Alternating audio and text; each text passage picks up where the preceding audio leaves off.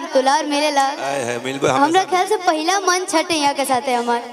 अच्छा हमेशा मंच में भगवान करस की यादगार रहो। मंच के टंच कलकर सुपरस्टार को सुपरस्टार है। ई तो बस सही कने रोरा सामने केहू ना टिके।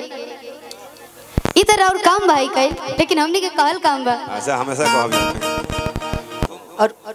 और ये बात अलग है कि इसके गाने भी सुपर डुपर हिट है भाई। कौन सा गाना अभी इसने गाया था, हम लोग मंच पे गाते भी हैं। हम तो भाई मंच के कलाकार, हम सबकर गाना गाइला कि ले हसेट गमा कौआ राजा जी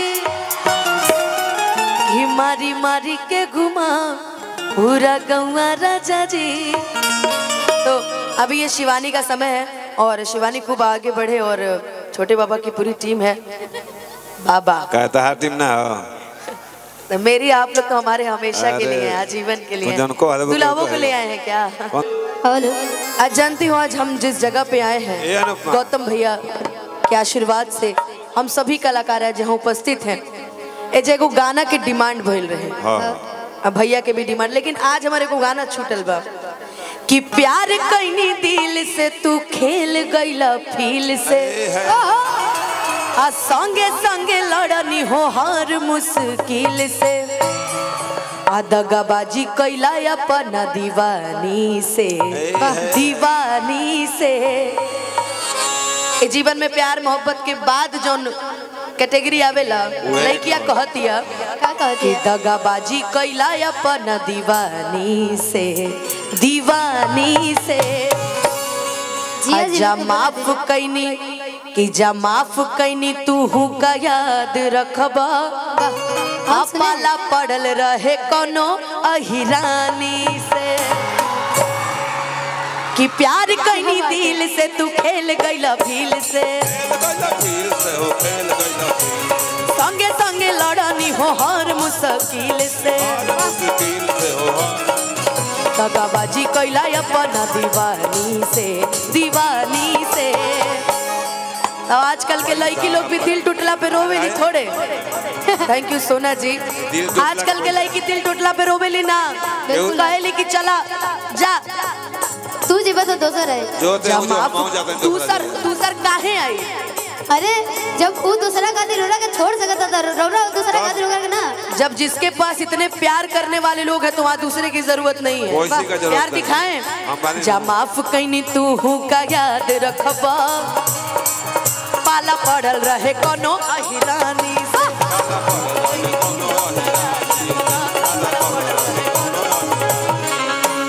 बघवा बिरदरी कहल जाला हिराना के बघवा बिरदरी कहल जाला हिराना के लाभर हमारे जादूवंती घराना के ए हो छतिए बरंड हो मालूम बाजमाना के लाभर हमार भैया पसंद महामांड में वाह कि यही जगह है आखिर बड़ा बड़ा कांड होला। तो लड़का कहता कि यो सहिला लड़किन के डिमांड होला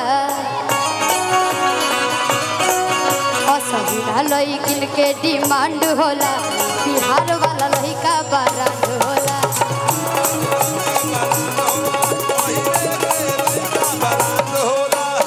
लेकिन अभी जो माहौल है कहते हैं ना माहौल के हिसाब से कभी कभी कुछ बोल देना चाहिए कि असही ना लड़किन के डिमांड होला हई यादव जी के बेटा बरांड होला।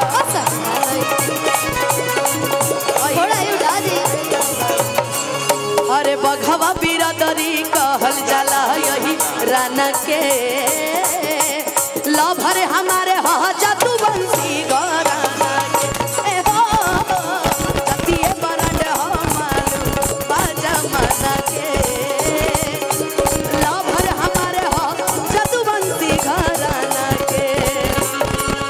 जा माफ कैनी तू हूँ का याद रखबा पाला पड़ल रहे कोनो अहिरानी से।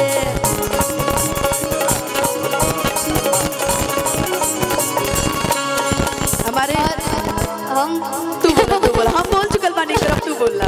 और हमरा खातिर ही बहुत बड़ बात बा कि हमनी के मंच दीपक भैया देखा था जेके आशीर्वाद प्यार हमेशा बने रहला और इजाइल बने तो दीपक भैया के मतलब कि आशीर्वाद से इजाइल बने। थैंक यू सो मच भैया इतना प्यार आशीर्वाद। राजीव जी भी आइल बनी रहुआ हमार बहुत अरे भैया भैया भैया मदन जी भैया आर पंकज भैया के बहुत बहुत एक बार जोरदार ताली बजा दी। आज पूरा भोजपुरी उठ के आ गइल बना। जिंदगी खराब हो गई सहारा मोहब्बत में, जिंदगी खराब हो गई। दिल जब से तोड़ा लू हमारा के छोड़ा लो, दिल जब से तोड़ा लो हमारा के छोड़ा लो। अच्छा लइके हुई तो गई है कि संगतिया शराब हो गई बाकी हमनी के लइकी हमनी के ऐसा संगति ना होला कि दिल जब से तोड़ा लो हमारा के छोड़ा लो संगतिये खराब हो गए तहरा मोहब्बत में जिंदगी खराब हो गई तहरा मोहब्बत में जिंदगी खराब।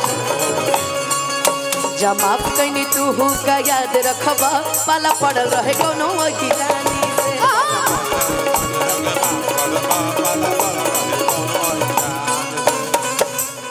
सोचले न रही दिल में रखेला दिमाग हो जिंदगी में हमारा लागा दिहला आग हो जिंदगी में हमारा लागा कि सोचले न रही दिल में राखेला दिमाग हो जिंदगी में हमारा लगा दिहला आग हो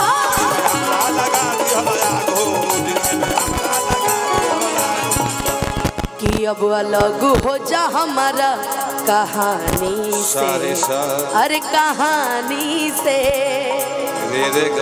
आओ आओ फिर से देखो जा माफ कहीं तू का याद रखबा कि जा माफ कहीं तू का याद रखबा अब पाला पड़ल रहे कोनो देखो ये माहौल के बात होला। देखो लगता कि दवाई चला था सब हैं तनी अपने अपने अंदाज में जितना हमार मित्र दोस्त एजा सुनत पड़े खड़ा बड़े बैठल बड़े जितना भी लोग बड़े हाँ तनी दोनों हाथ उठा के तनी हल्ला करके तनी गर्दा मचा के जब माफ कहीं तू का याद रखबा पाला पड़ल रहे कोनो अहिरानी से का याद रखबा पाला पड़ल रहे कोनो अहिरानी।